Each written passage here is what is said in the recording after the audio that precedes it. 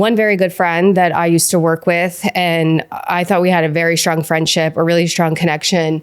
And then when we stopped working together and I started going to grad school, that friendship kind of fizzled out, and it was really disappointing and upsetting to me. But what I realized was it was kind of just meant for that stage and phase of life. And I think that's important to recognize in friendships too, and sort of grieve it and accept it. When my heart stops, not a second sooner, I'm gonna finish what I've begun. 'Cause my heart's got a reason to believe in me in a dream, and whatever may come. And as long as I'm breathing, I'll keep believing that I'm not done until my heart stops.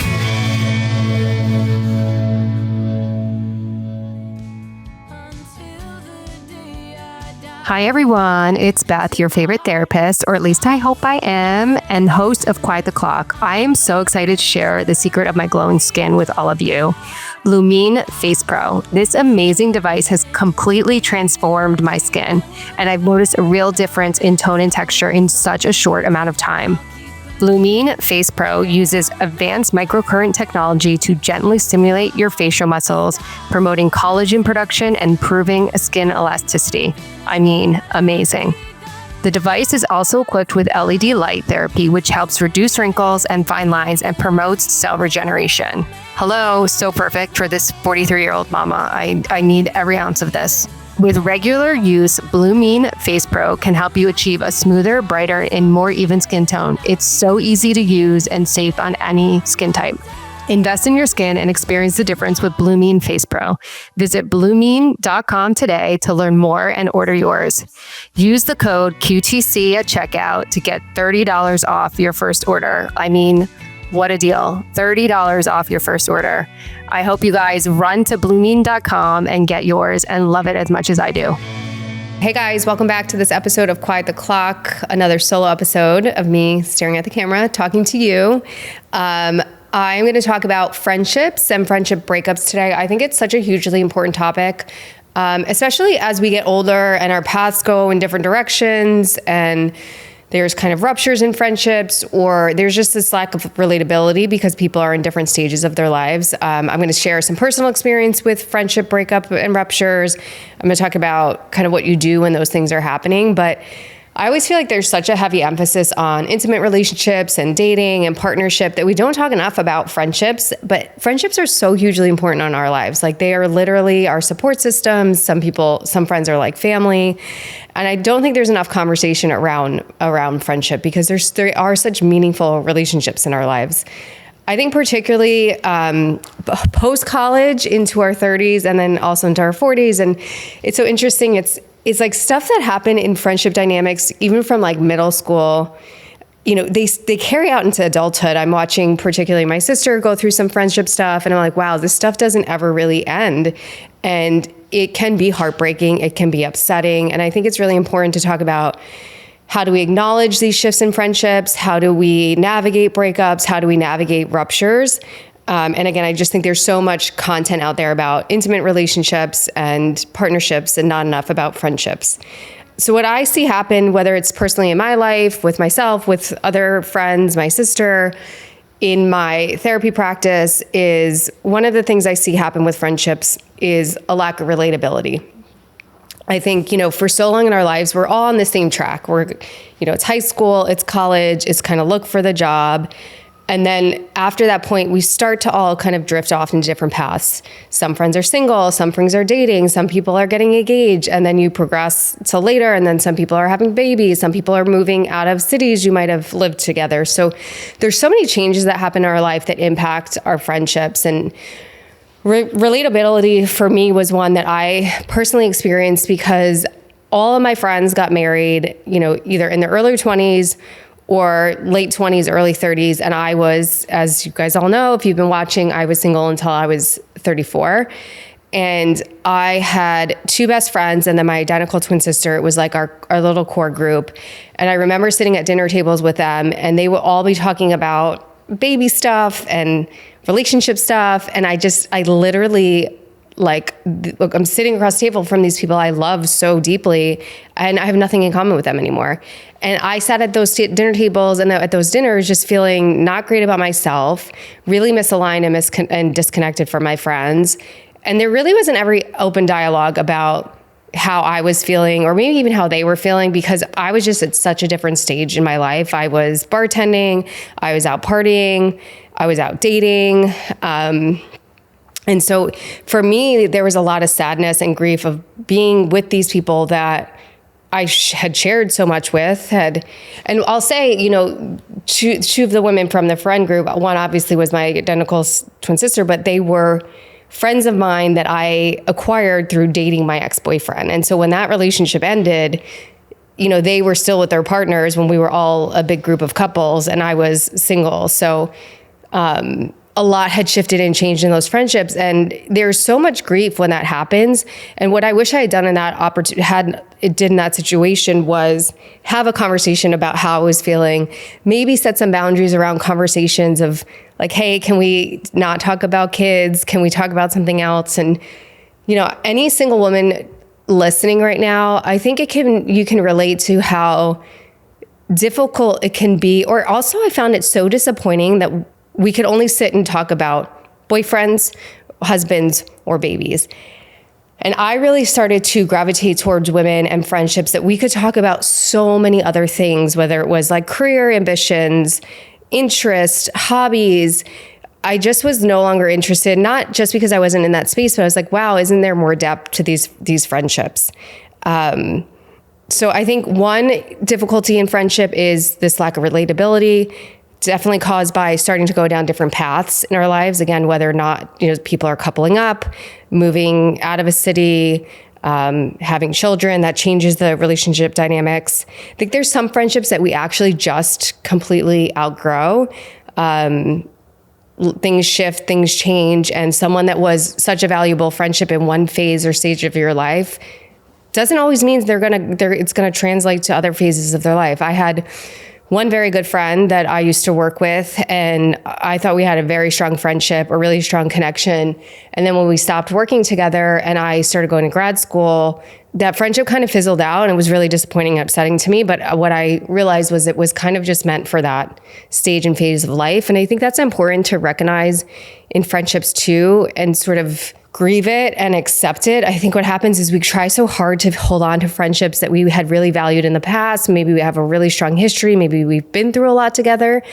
And because of those connections and because of that history, is like we really try to continue to like latch onto it, hold on to it when it's not working for us anymore, where maybe we're not aligned, maybe our values have changed again, maybe we're in different stages of our lives. And I see that being really difficult for people. I've seen that be really difficult for my clients, even for myself, to try to like latch on and hold on to a friendship that is just really kind of meant to end.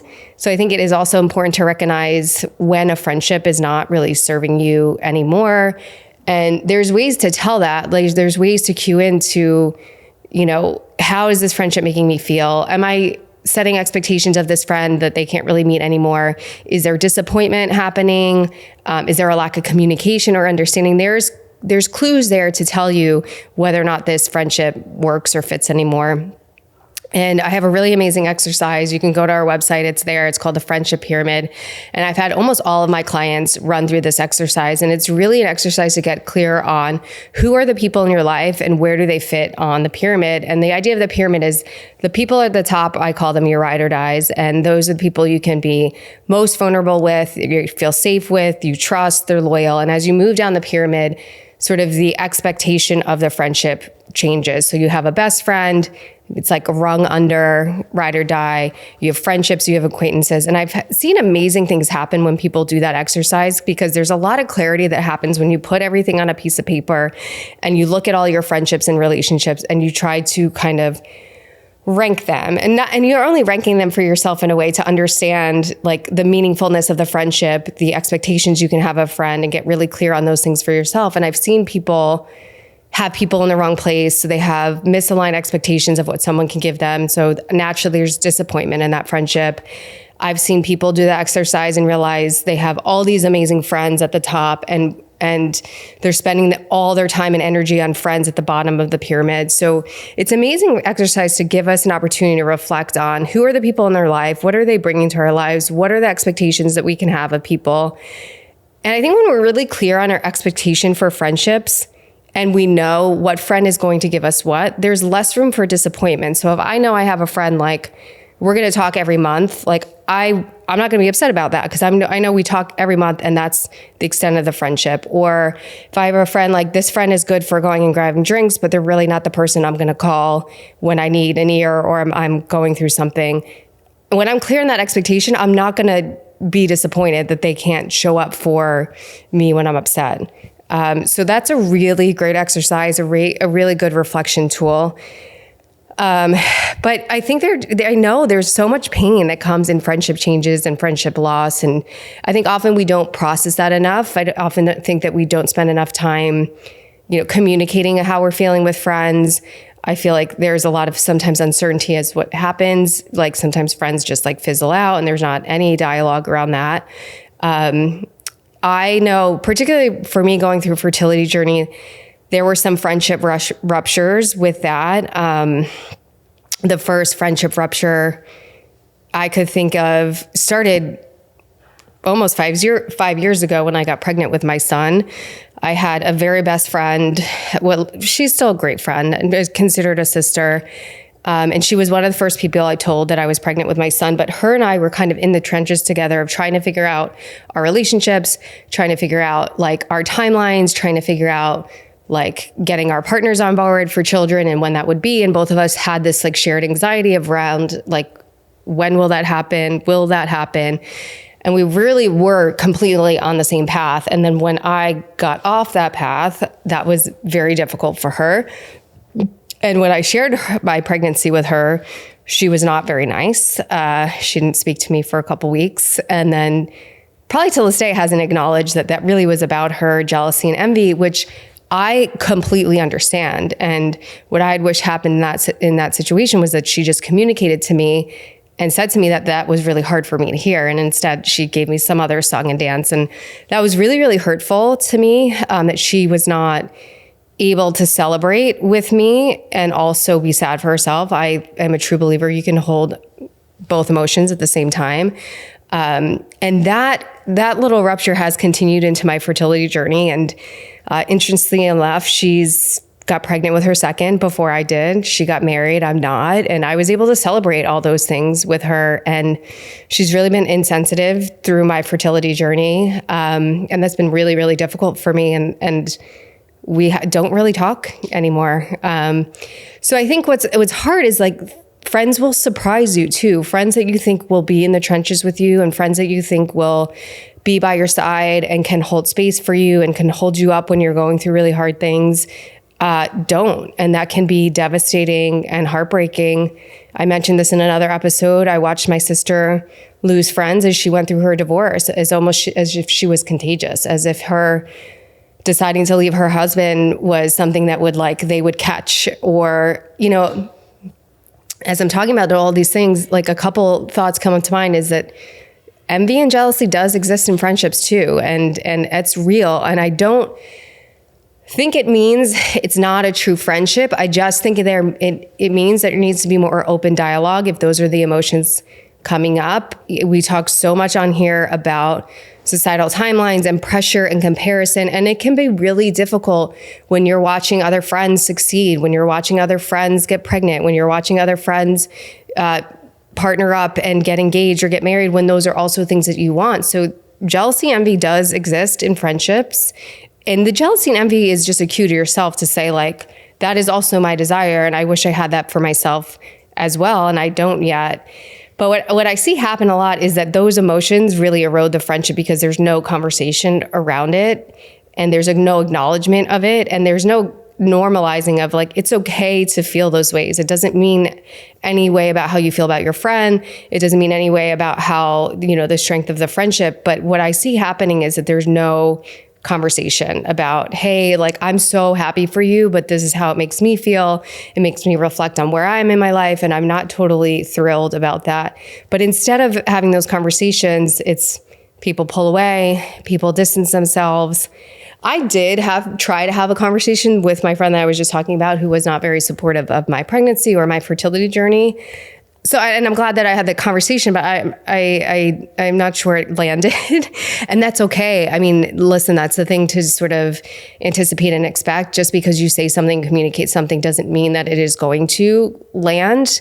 And if it doesn't, I think there's still opportunity to be really proud of yourself that you just at least communicated your own feelings on something. And sometimes it will really land and it'll be really beneficial and it will actually strengthen your relationship. So if you're facing any of these things in friendship, if jealousy is coming up, if envy is coming up, if you don't feel like you're connected or can relate to a friend anymore and you want to like have these conversations, you know, even if it's a little tense or uncomfortable, one, I think there's only benefits from it. Either one, you feel really good and proud of yourself that you were vulnerable and you communicated. And two, it lands and actually helps your relationship. And I really encourage you to think about that and not leave things unsaid in friendships. And the only part that you can control is what you say and how you communicate what you're feeling to your friend. And then the rest is up to your friend in terms of, can they hear that? Can they hold space for that? Can they try to understand where you're coming from? Hopefully, if it's a strong friendship, most of the times that they will be able to like hear what you're saying and you guys can move forward from that place, or you can find new ways to connect, right? If you're kind of in this place where your lives are in different paths, and like, let's say one person is single living in the city and someone's in the suburbs with their family and kids, like find new ways to connect with each other. Like to have an expectation that like you guys can have a friendship that looked like both of you being single in the city is unrealistic. And so, you know, thinking about how do we create a new connection? And I'm thinking of a conversation I had with Bijou, my mushroom lady, who was a guest on here yesterday. And she taught me this concept of like cutting the cord in a relationship. And the idea of cutting a cord in a relationship can mean a few different things. It can mean literally like closing the door on the relationship and moving forward.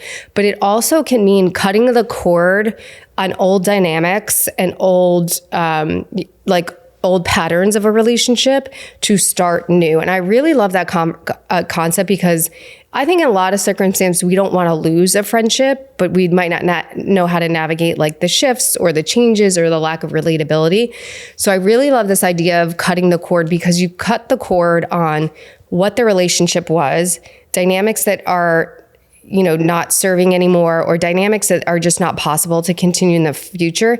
And then you create a completely new friendship and dynamic. And I think that's such an amazing concept, because what it does is like, I don't have to leave this friendship. I don't have to put this friendship in the past, but I'm going to create a new type of friendship with this person. And I really love that concept. Her and I were talking that in relation with my relationship, but I think that applies to friendships as well.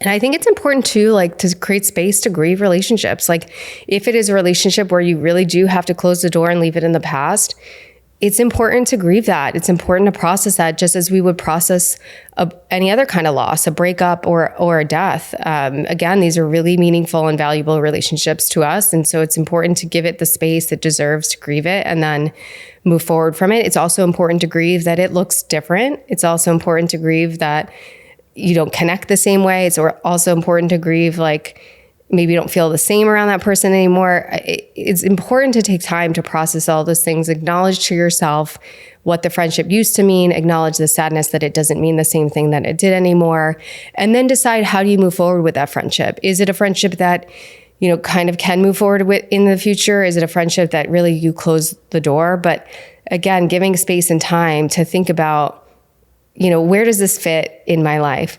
The other thing that's really interesting as with friendships as we get older too is trying to make new friends. We were actually talking before we started recording about one of our previous guests, matchmaker Maria, and she was saying, you know, she was using that as a dating tool, making new friendships. It was an opportunity to find a new friend group and that opening up other opportunities for dating. I met with so many women, amazing women, you know, as their therapist, ambitious, fun, smart, kind, and all of them were seeking friendship. All of them were looking for connection and really a strong desire, feeling like I have no female friends. And I think as we get a little bit older, people get married, people leave the city, and you sort of look around and you're like, I don't have anyone really in my life stage. And for myself, when I was still single, I always say like working at the bar was such a saving grace because it coincided with the time of my relationship ending, my last relationship. And my whole friend group was all these couples. And I no longer, like, I still had friendships with them, but they were no longer in my life stage. They weren't single. They weren't going out. They weren't trying to date. They were still spending most of their time in this couple group and with their partners. And the bar really gave me an opportunity to find a whole new friend group, to find people that were in my life stage, that were going out, that were, looking to date. And so it was really, for me, such a saving grace. But I have seen how difficult it can be for women that don't have like a space like that I had with the bar to meet new people. So that's one thing I see a lot is like there's this strong desire for so many people to have new friends and then really having no way to do that. I know when I was also looking for new friends, if it wasn't in the bar, I joined a new gym, but sometimes people don't talk to you. People just like are so in their zone. And so I think finding community and finding other places to meet new people is really important. Having friends, having girlfriends, I can't speak for male relationships, but having girlfriends is so important. Those friendships give us things that other relationships can't. And so I think thinking about if I don't have the type of friendships in my life that I want, or if the friendships that I used to have changed in a way that aren't as fulfilling or aren't as accessible or available to you, how do you make new friends? I tried joining a gym. There's like all these different coffee meetups. There's Bumble BFF, if that's still a thing, just confirmed. There's opportunities to seek new friendship as well. And as hard as it is to let go of friendship, some of the greatest friendships I've made have been also later in life, whether it's in grad school or the bar, like I mentioned. My son is in preschool now, so I'm definitely trying to make mom friends, which is an interesting thing to navigate. But yeah, just getting out there and trying to cultivate new friendships if the ones that you used to have are just not the same anymore. And the other thing to think about is just a lot of self-compassion in the spaces where maybe the friendships have ended, and acknowledging that this does happen. I don't know anyone that hasn't been through a friendship breakup or a friendship rupture. It is normal. It does happen. It's sad. Like we said, you have to grieve it, but it is normal. I don't think, not everybody is meant to be in our lives forever. And I think there's an opportunity for gratitude and appreciation for having that person in your life when you did. And that's what I try to do with my friendships too. Obviously I do the grieving part of like, I'm sad that it's changed. I'm sad that it's not the same. But then I try to look at like the value of having that person in my life at the time that I did. And I think if we could do that, there's still an appreciation for the friendship. And even if there was a friendship breakup, there's still space for appreciation and love and gratitude towards the time that they were in your life. But all this to say, like, friendship breakups are really, really difficult. I have one other friendship story I'll share also around, and I think this is really relevant to everything that we talked to, also around envy and jealousy and me having things that this friend didn't have. And that's always been really sad to me because, you would think that your friends would always be happy for you. And again, I understand they can have competing emotions of happiness and sadness for themselves. But I had a very best friend from college who, and I've talked about this on here before, who she went through this phase of just shutting me out without me realizing why. And I was, reaching out to her and not hearing back. And then I was reaching out to my other college friends to see if they've heard from her, and they had. And I was just so confused as to why she was like not getting back to me. Long story short, we finally connected, and she shared with me, well, she'd gone through this breakup, and then she shared with me that it was hard for her because I had a boyfriend and then she did not. And that was really, really upsetting to hear. But we were able to have an open dialogue about that, have an open conversation about that. And we moved through that. Like, I heard her out. I understood it. I told her it was, upsetting and disappointing to me. She acknowledged that. She apologized. We moved forward. Fast forward, however many years later to when I had my son, she shared with me, she's like, that she had shared with mother, I saw Beth with the baby and, I really want a baby. And in the most beautiful way, she explored single motherhood by choice and successfully had a daughter. But she also, when she started going through that, shut me out too, because I had a baby and she did not. So, again, the envy and jealousy is a real thing, and you can either move through that. In this situation in friendship, we moved through it the first time. We were not able to move through it the second time, and that is a friendship I've grieved. Unfortunately, I somehow lost all my college friends in that situation. I'm unclear on why, but I decided personally for myself to cut the cord on all of those friendships.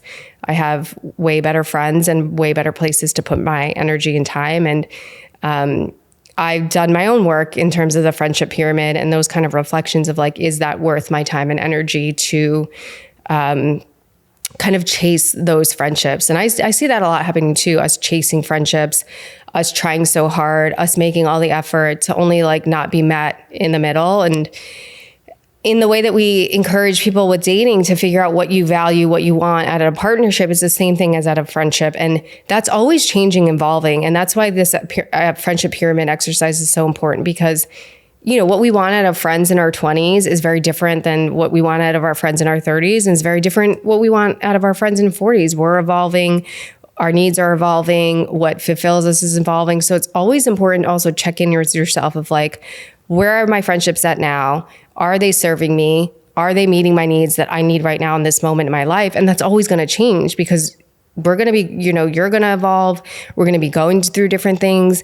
As I've navigated my fertility journey, I've made a lot of amazing connections and friends of women that have been going through what I've been going through. And those people have been my support system, not because my friends won't and don't want to be. It's just that they don't get it. And so that's a good example of, what kind of friends do I need right now? What kind of support do I need right now, given the stage of my life and what I'm going through? So there's always this evaluation process I think should be happening as we're moving through life, as we're thinking about relationship, as we're thinking about connection, as we're thinking about what do I need from a friend. So I think it's so important to spend as much time on our friendships, making time for our friends, evaluating our friendships, putting effort into our friendships as we do relationships. And again, I feel like sometimes the emphasis more on intimate partnership and dating, and really do not forget to make space for your friends. Really do not forget to make space for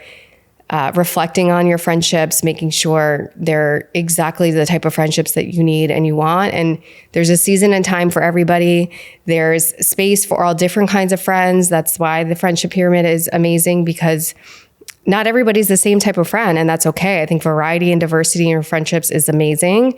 So if you're listening and you've been through a breakup, rupture, I think this is really helpful. Or if if it's an important time in your life to evaluate your friendship, this is a really good opportunity to do that.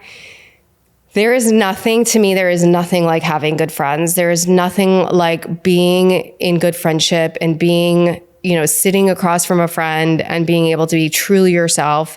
For me, those moments they're like therapy for me. I leave dinner with one of my best friends and I just I'm happier, I'm lighter, I'm fulfilled, I'm grateful. And that's the type of feelings you should be getting from friendship. So if you're not leaving, a dinner or an experience with a friend feeling that way, I think there's an opportunity to kind of understand, where that friendship is at and how you're feeling about it. So friendships are hugely important.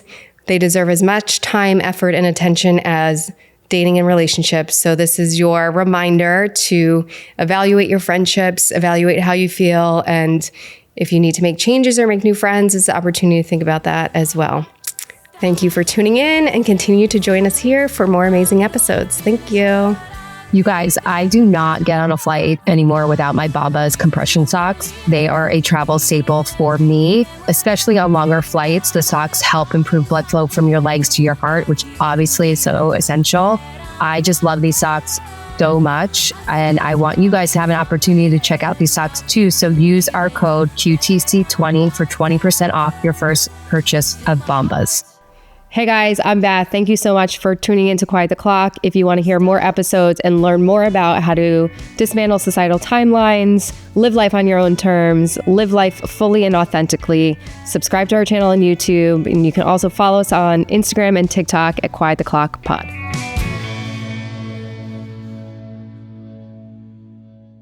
You guys, I'm really excited. We just created all this amazing merch. And so if you're loving the podcast and you want to support our cause and continue to hear amazing episodes, please support us by buying some merch. I am living in these sweatshirts every day. We have a range of colors. We have hoodies, we have mugs, we have hats, we have journals. We have all of the things, and I love having them on because it's just a reminder to quiet the clock, to slow down, to like let life unfold and be happy. So there's meaning and purpose behind wearing it too, which is a nice reminder. So check out our website, quiettheclock.com, to get your merch. If this episode resonated with you, I would love for you to give Quiet O'Clock a follow. We are on all streaming platforms, Apple Podcast, Spotify, Amazon Music, and YouTube. Like, follow, subscribe. Please leave us a review. Continue to join us for conversations on how to rewrite your own timeline and live life on your own terms.